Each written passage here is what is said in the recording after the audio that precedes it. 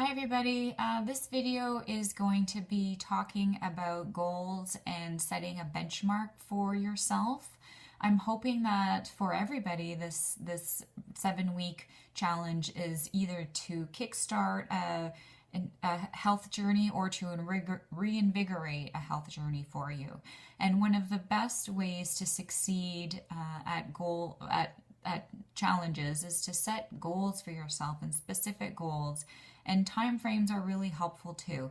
That's honestly one of the reasons that this is a 7-day challenge, is because people aren't intimidated by 7 days. They think I can do this for 7 days. I can do this for 7 days. You have like a short amount of time. I'm not telling you, if I told you this was like for life, you'd probably have a mild heart attack and not be listening to me right now. So setting specific goals and a specific amount of time is a really great way to get a sense of your progress. The way that I personally operate my life, especially with fitness as well as nutrition, is that I set new goals for myself all the time. In fitness, sometimes they're fun goals. Like one of my goals for the summer was to learn to do a handstand, which I have now accomplished. Another goal of mine was related to specifically gaining strength and lean muscle mass. When I play soccer, I usually have a goal each season. It's, take more shots on net or improve my ball control or something just more specific. And it always gives me something to strive for. And I do the same thing with nutrition. That, for example, right now, I've cut out coffee and I'm doing this for 21 days. And I'm also cutting out wheat and dairy, which are two food allergies of mine. But wheat in particular, I find it hard to always sustain that. So 21 days for me is every time I sort of want a coffee, I'm like, 21 days, Erica, 21 days. So it really helps keep you grounded, keeps you focused, and I find it really helpful. So in terms of finding benchmarks for yourself, in terms of finding measurements, this is a really good way to track your progress, because you probably honestly won't notice some changes that are going on with yourself. So first of all, I suggest writing down a list of grievances, and I say this in the kindest way, but I recommend this to clients whenever they're about to go on an elimination diet. And that is from head to toe. Think about symptoms that you have. You might not necessarily connect them to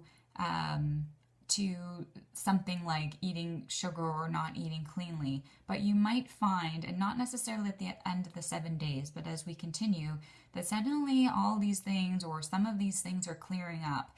And that could be like skin conditions. It could be about thinking that your eyes look puffy. It could be, digestive issues are a big one. Being bloated, getting puffy, your bowel function's not working well, whether they don't work or they work too much. Just think about that and take stock of head to toe grievances for yourself. Then I would also start to take your numbers. And I don't think that weighing yourself is certainly the best way, but it is a way. So we can compare your weight to other ways of measuring you. And that the other way of measuring you, of course, is with taking your measurements with a measurement tape. I strongly suggest measuring your waist and measuring your hips at the very least, but you can easily find online a way to track all your measurements. So please take measurements. Another thing that I suggest is taking your before pictures. So take a front view, take a back view, and take like a sort of side 3/4 view, because sometimes you'd be amazed by your weight may not change, but your body composition will change, and the shape of your body will change, and the definition of your body will change, and you'd be surprised. Like one of those particular measurements may not be obvious, but when you reflect back, maybe not after 7 days, but after a month or after 6 weeks, you might be astounded. And when we see progress and when we see success, that fuels us to put the bar higher and to keep going, right? So that's really the reason for doing that. The other thing that I suggest is to start making goals. We all have this, I would like to lose weight, I would like to be healthy. Those are goals, but they're abstract goals, and they're not specific enough to hold us accountable and not specific enough to keep us motivated. So what I suggest doing is please actually write down or type or take notes somewhere.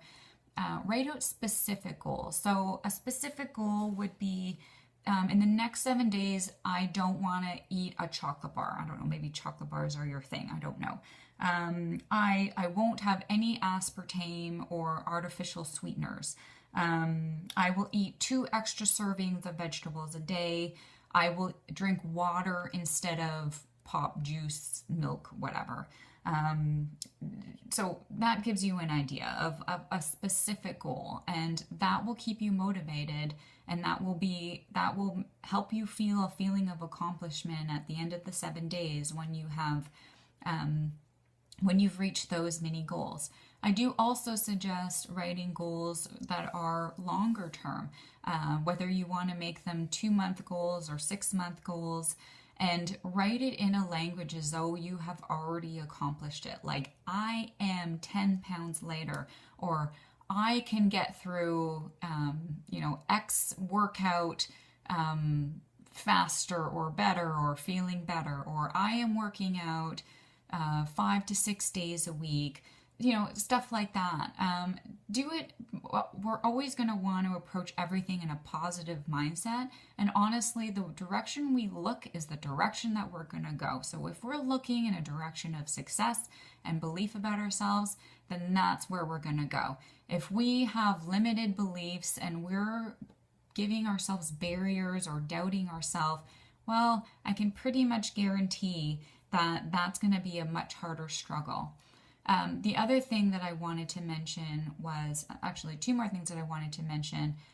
One of which is a book that I highly, highly recommend that you buy and read as soon as humanly possible. And that book is called The Slight Edge. Some of you may have read it. It's relevant to business. It's also relevant to health.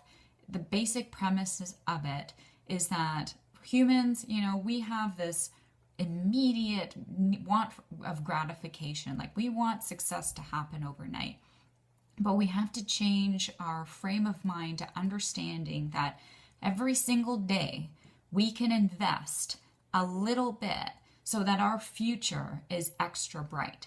We all make decisions every single day that, you know what, okay, I could do this or I could not do this. And if I don't eat clean, then it doesn't really matter today. And if I put this off until Monday, it doesn't really matter today because there's tomorrow.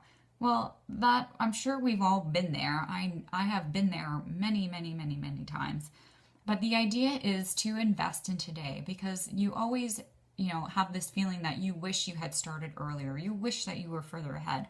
Well, that day's today. That day is every single day. Every day that we can do a little bit to contribute to our future in a positive way, and every day that we can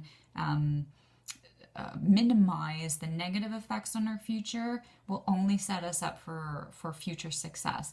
So I do encourage you to take sort of a longer term vision when it comes to your health, because you are going to have success, and you are going to attain goals on a short-term basis, and then we adjust the goals and we have new goals. So I do highly recommend that book. I had said that I had 2 things to say, but unfortunately I forget what the second thing is.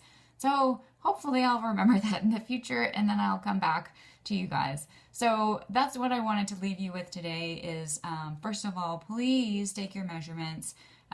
Whatever measurement that is, and even that's, in terms of your clothes and clothes feeling better or whatever, I don't know. But also set goals for yourself, because honestly, if we don't know where we're going, we're not going to get there. And if we don't have something specific to hold ourselves accountable to, you're probably not going to do it. So that is 2 of the most important pieces of advice that I could give you. So please, over the next couple days, please be sure to do that in whatever way you can. So I hope you have a wonderful day, and I will be talking to you soon. As always, please feel free to ask me any questions. I'm here. I look forward to hearing from you. Thanks. Bye.